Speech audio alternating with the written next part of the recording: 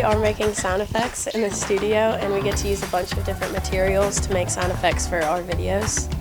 We are crunching fruits and vegetables and like random objects to make sounds for our films.